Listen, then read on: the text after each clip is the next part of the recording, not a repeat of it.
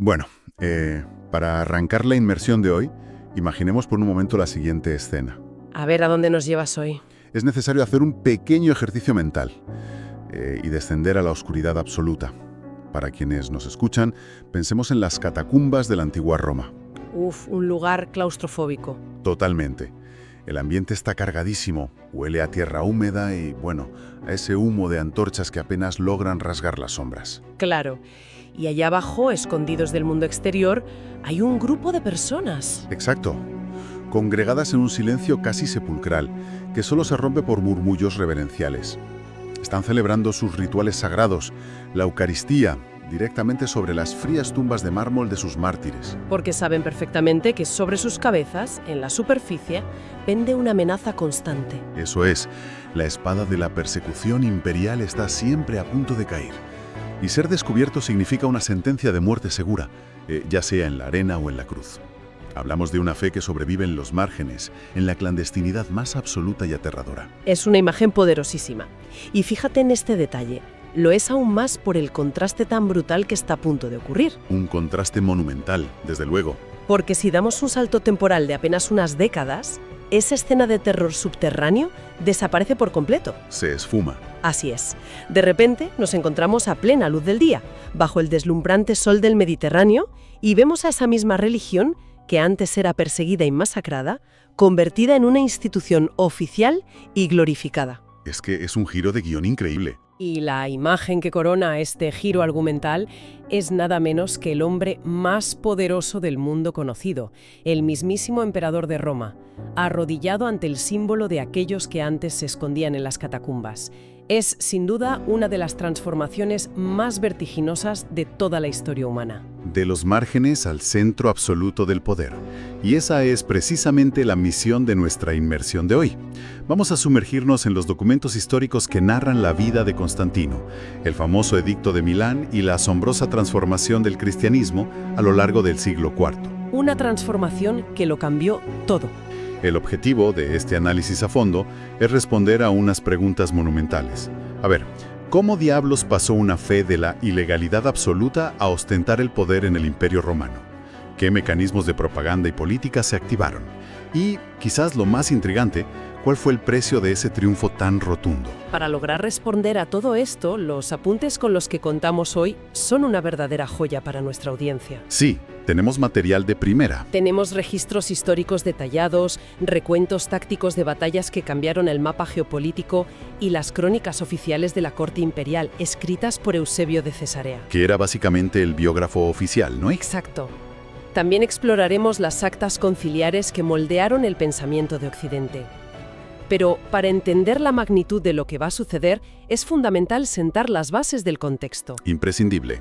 A finales del siglo III, el emperador Diocleciano había tomado una decisión radical. Al ver que el imperio era sencillamente ingobernable para un solo hombre, lo dividió en dos grandes mitades, Oriente y Occidente. La famosa tetrarquía, ¿verdad?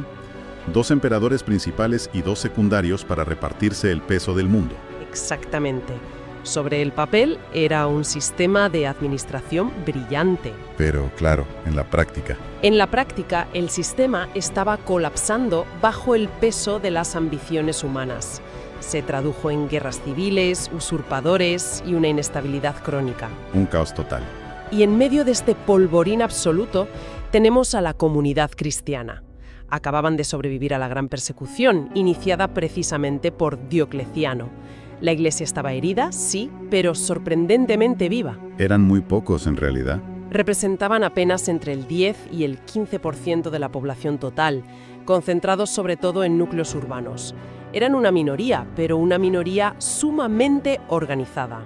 Vale, vamos a desgranar esto, porque justo en este escenario de caos y fragmentación aparece nuestro protagonista, Constantino. Y hay que detenerse en su biografía porque, de verdad, parece sacada de una novela. Desde luego que sí. Nace en el año 272 en Naissus, lo que hoy sería Serbia. No es el típico aristócrata de pura cepa romana. Su padre es Constancio Cloro, un comandante militar. Y ojo al dato con su madre. Aquí hay tela. Se llamaba Helena, la que luego sería Santa Helena, pero las fuentes apuntan a que trabajaba en una humilde posada. Una posadera es una diferencia de clases brutal para los estándares imperiales de la época. Increíble. Y su juventud tampoco fue un camino de rosas por los palacios. Constantino fue educado como rehén en la corte militar de Diocleciano, en Oriente. Era la táctica habitual, ¿no? Mantener al hijo cerca para asegurar que el padre, que tenía muchísimo poder militar, no se rebelara. Efectivamente, era un rehén de lujo, pero rehén al fin y al cabo. Allí aprende estrategia militar de primera mano, pero también se curte en las intrigas y traiciones de la política palaciega. Una escuela de supervivencia. Totalmente. Cuando su padre muere en el año 306 en la actual ciudad de York, en Inglaterra, las tropas leales a su general deciden saltarse las reglas de sucesión y proclaman a Constantino como nuevo emperador. Y esto enciende una mecha que nos lleva directos al momento de máxima tensión, el año 312. Constantino decide jugárselo todo a una carta. Marcha sobre la propia ciudad de Roma para enfrentarse a su cuñado y rival político, Magencio, por el control total de Occidente. Una jugada arriesgadísima. El enfrentamiento se da a las afueras de la ciudad, en la legendaria batalla del Puente Milvio. Y la situación era verdaderamente crítica, porque las crónicas indican que Magencio le doblaba en número de soldados. Un momento de vida o muerte literal para Constantino y sus hombres. Y es aquí donde entra en juego el elemento místico y la formidable maquinaria de propaganda imperial. Aquí empieza la leyenda. Si analizamos la versión de Eusebio de Cesarea, que como dijimos operaba como el historiador oficial, el relato es fascinante. Nos cuenta que Constantino, abrumado por esa inferioridad numérica, se pone a rezar a lo que él llamaba el Dios Supremo. Y es ahí cuando ocurre el famoso milagro visual a plena luz del día. Eso es. Él y su ejército ven aparecer en el cielo una cruz de luz superpuesta sobre el sol, con unas palabras en griego que pasaron a la historia en su versión latina. In hoc signo vinces. Con este signo vencerás. Menuda estampa. Eusebio asegura que esa misma noche Cristo se le apareció en sueños, ordenándole fabricar un estandarte con ese símbolo. Constantino obedece, crea el famoso lábaro con el crismón y al día siguiente sus tropas arrasan. Que había montado colapsa por el peso. Termina ahogado en el Tíber. Fin de la historia para él. Y Constantino entra victorioso en Roma. Un triunfo absoluto. La imagen mental de esos escudos romanos que tradicionalmente iban adornados con símbolos de Júpiter o águilas imperiales, llevando de repente el monograma de Cristo, es una estampa que deja a cualquiera sin palabras. Un giro narrativo espectacular. Lo es sin duda. Pero aquí es donde la labor de investigación exige rascar un poco bajo esa pintura épica de Eusebio. Claro, no todo es tan celestial. Porque el comportamiento de Constantino tras la victoria tiene unos matices que no encajan del todo con el retrato del devoto converso que la Iglesia intentó consolidar después. Absolutamente. Y aquí hay un detalle histórico que es un auténtico, digamos, momento revelador para quienes disfrutan desmontando mitos en esta exploración. Cuéntanos. Si viajamos hoy a Roma y nos paramos frente al majestuoso arco de Constantino, construido precisamente para celebrar esta victoria sobre Magencio, la inscripción tallada en la piedra es sumamente curiosa. Atribuye la victoria a la inspiración de la divinidad, en latín, Instintu Divinitatis. Exactamente. Evita de forma deliberada usar cualquier mención al dios cristiano, a Cristo o al famoso crismón. Es decir, es el equivalente antiguo a un político moderno midiendo sus palabras con milímetro en un debate nacional. Tal cual. Usa una frase lo suficientemente ambigua para no perder el apoyo de ningún sector. Sabe que el Senado romano es profundamente pagano y conservador. No puede permitirse ofenderlos celebrando abiertamente el triunfo de una deidad menor e ilegítima a ojos del Estado. Lo fascinante aquí es ver cómo la fe personal, la conveniencia y la propaganda militar se entrelazan de manera magistral. Constantino era ante todo un estadista brillante. Un genio de la política. Y ese pragmatismo nos lleva al año 313 y a uno de los documentos peor entendidos de toda la historia occidental, el Edicto de Milán. Ojo con esto, porque aquí hay que hacer una clarificación histórica vital para nuestra audiencia y desmentir un mito gigantesco. A menudo se da por hecho que el Edicto de Milán convirtió al cristianismo en la religión oficial del Imperio Romano. Se repite muchísimo. Y eso es rotundamente falso. No oficializa absolutamente nada. Falso de principio a fin. El edicto es el resultado de un acuerdo político en Milán entre Constantino y Licinio, el emperador de Oriente. Lo que este documento establece es la libertad religiosa universal. Para todos. Básicamente, garantiza que ningún ciudadano, sea cristiano, pagano o de cualquier otra fe, será perseguido por sus creencias. Saca el cristianismo de la ilegalidad, que ya es muchísimo, y lo sitúa exactamente al mismo nivel jurídico que el paganismo. Además, ordena devolver todos los terrenos y propiedades que se habían confiscado a la Iglesia durante las persecuciones. La fe ya no costaba la vida. De hecho, abría la puerta a recuperar patrimonio. Exacto. Pero la relación espiritual de Constantino con esta recién legalizada religión es un auténtico rompecabezas. Si conectamos esto con el panorama general de su gobierno, vemos que empezó a favorecer a la Iglesia con grandes donaciones. Basílicas inmensas. Sobre todo cuando derrota a Licinio y se convierte en el gobernante único en el 324. Sin embargo, retuvo el título pagano de Pontifex Maximus, el sumo pontífice de la religión romana, hasta casi el final de su vida. Es que su concepción de la divinidad era muy romana. Probablemente veía al dios cristiano como un general vería un aliado táctico, un dios de la guerra extraordinariamente poderoso que, a cambio del culto adecuado, le garantizaba victorias aplastantes en el campo de batalla. Esa es la clave de todo. No era un teólogo preocupado por dogmas sutiles. Comprendió que el antiguo paganismo estaba fragmentado y ya no servía para cohesionar el Estado. Se había quedado obsoleto políticamente. En cambio, el cristianismo tenía una red de obispos, una organización sólida y un vigor envidiable. Decidió usar esa estructura como el nuevo pegamento unificador para un imperio exhausto. Y el colmo de este pragmatismo es su propio bautismo. Constantino esperó hasta el año 337, estando ya en su lecho de muerte, para recibir las aguas bautismales. En el último suspiro, literalmente. Y la ironía histórica es maravillosa. El obispo que lo bautiza es Eusebio de Nicomedia, un hombre de inclinaciones arrianas, justamente la corriente que el emperador había intentado erradicar años antes. Y hablando de erradicar corrientes, eso nos introduce directamente en la mayor crisis interna de la fe en el siglo IV. Año 325, el famosísimo Concilio de Nicea. Imagina una iglesia que acaba de salir de las catacumbas, que aún se está sacudiendo el polvo. Con las heridas abiertas casi. Obligada de repente a sentarse, ponerse de acuerdo y pensar de forma sistemática. Y todo este lío monumental lo provoca un solo hombre, Arrio, un sacerdote de Alejandría en Egipto. Un tipo intelectualmente brillante y, por lo visto, muy carismático. Arrio lanza una tesis que hace temblar los cimientos de la fe. Afirma textualmente: hubo un tiempo en el que el Hijo no era. Sostenía que Jesucristo no era eterno junto a Dios Padre. Para Arrio, Jesús era la primera y más perfecta criatura de Dios, pero al fin y al cabo una creación. No era igual a Dios, sino semejante. Y esto, que nos puede sonar hoy a un debate aburridísimo para eruditos encerrados en una biblioteca, en el siglo IV era un conflicto pop absoluto, a pie de calle. Las crónicas relatan que los estibadores en los puertos componían rimas con la teología de Arrio. La gente discutía acaloradamente sobre la naturaleza de Cristo en los mercados mientras compraba pescado. Era el tema del momento. La división social fue tan bestia que amenazaba la paz pública real del imperio. Es donde Constantino dice basta. Convoca al Concilio de Nicea. Y fíjate en el precedente que establece. Es la primera vez en la historia que el poder secular, un César imperial, convoca a la cúpula eclesiástica para resolver un conflicto de dogma. Aquí es donde se pone muy interesante. Visualicemos el salón del Palacio en Nicea, en la actual Turquía. Hay unos 300 obispos reunidos, casi todos de la zona oriental. Un momento histórico. Y hay que tener en cuenta que muchos de ellos llevaban marcas físicas visibles de tortura, ojos vaciados o tendones cortados por las recientes persecuciones de las que hablábamos.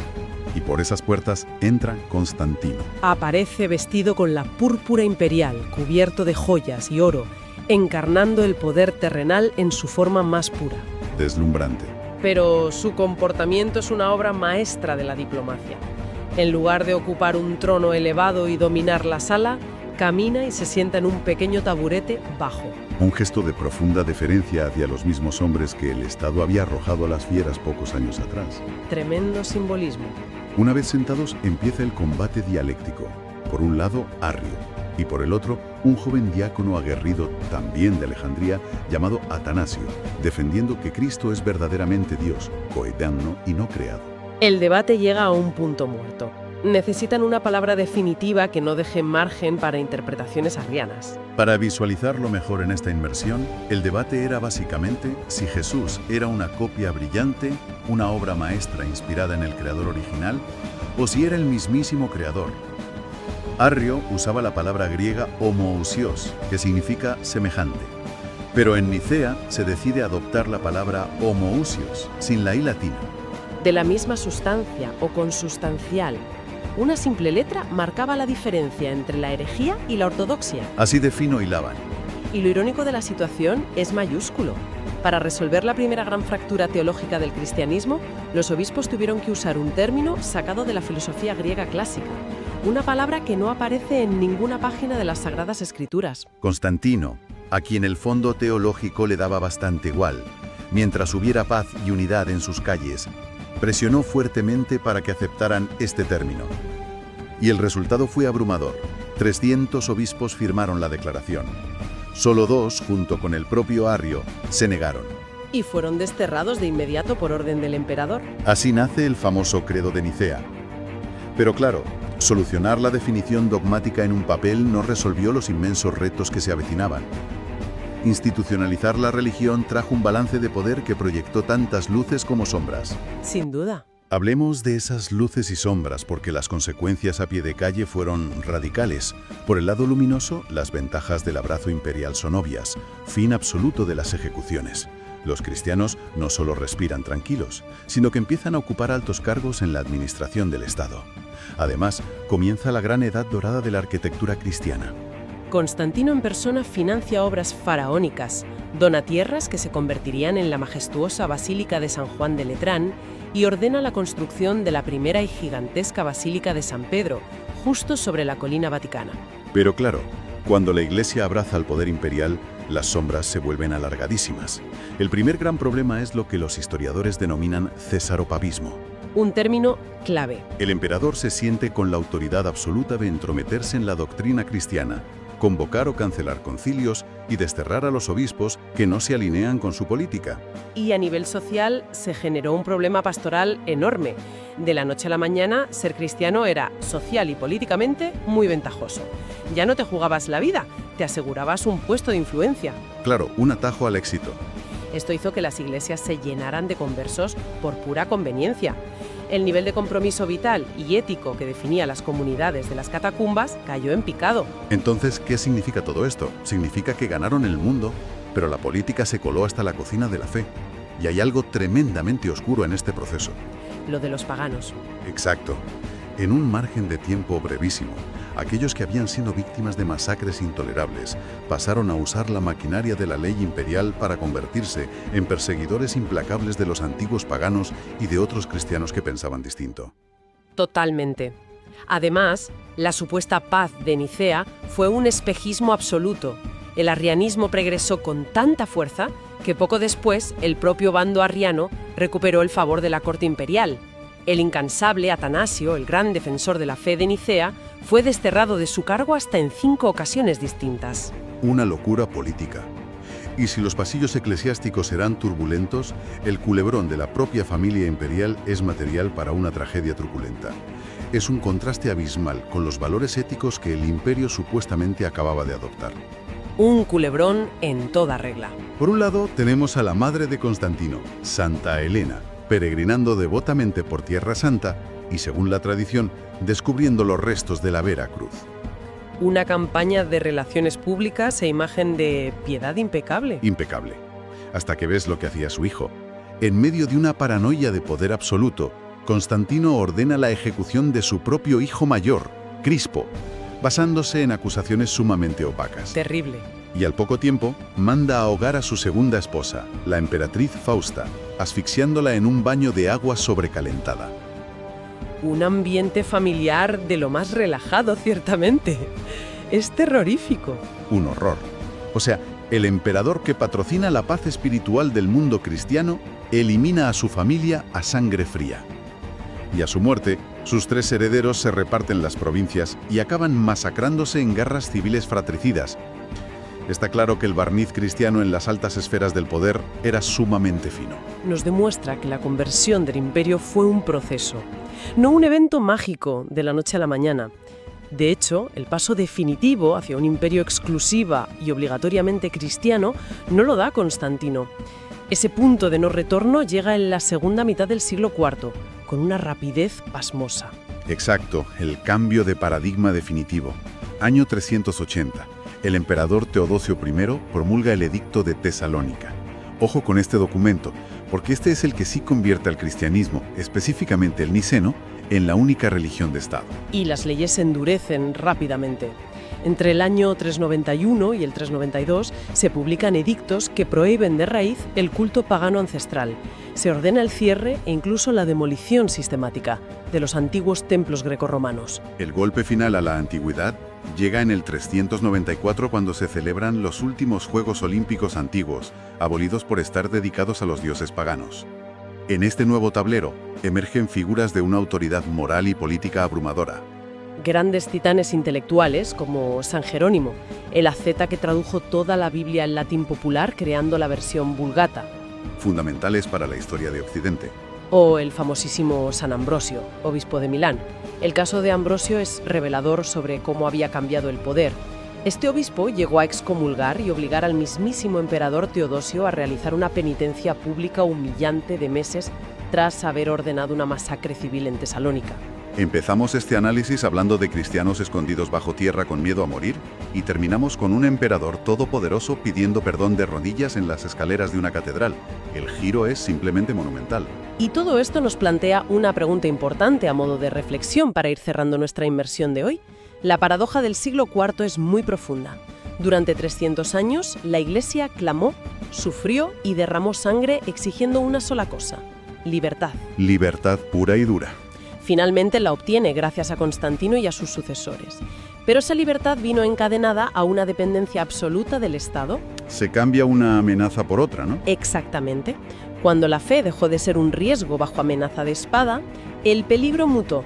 Se transformó en la burocracia paralizante, en la injerencia política en asuntos del alma y en unas divisiones internas terriblemente amargas por el control de esa nueva institución poderosa. Ya no luchaban contra leones, sino entre ellos. El glorioso y sangriento siglo de los mártires dio paso casi irremediablemente al complejo y polémico siglo de las herejías. Es vital no perder de vista algo esencial. Por debajo de toda esta geopolítica a gran escala, por debajo de los edictos en latín y de las complejas disputas filosóficas en griego, la motivación central provenía de personas humanas. Así es. Personas reales que intentaban responder desesperadamente a la misma pregunta vital que se hacían aquellos que temblaban en las catacumbas: ¿quién es exactamente Jesús de Nazaret? Toda esta inmensa maquinaria imperial giraba en torno a intentar descifrar ese misterio. Es el motor que impulsó toda esta cadena de eventos. Y antes de finalizar esta exploración, queremos dejar a quienes nos escuchan con un pensamiento provocador. Una idea para dar vueltas e investigar por cuenta propia. Durante todo este análisis a fondo, ha quedado claro cómo el cristianismo ató irremediablemente su destino al majestuoso carro del Imperio Romano. Lo hizo para sobrevivir, para expandirse y para dominar. Pero hagamos la pregunta difícil.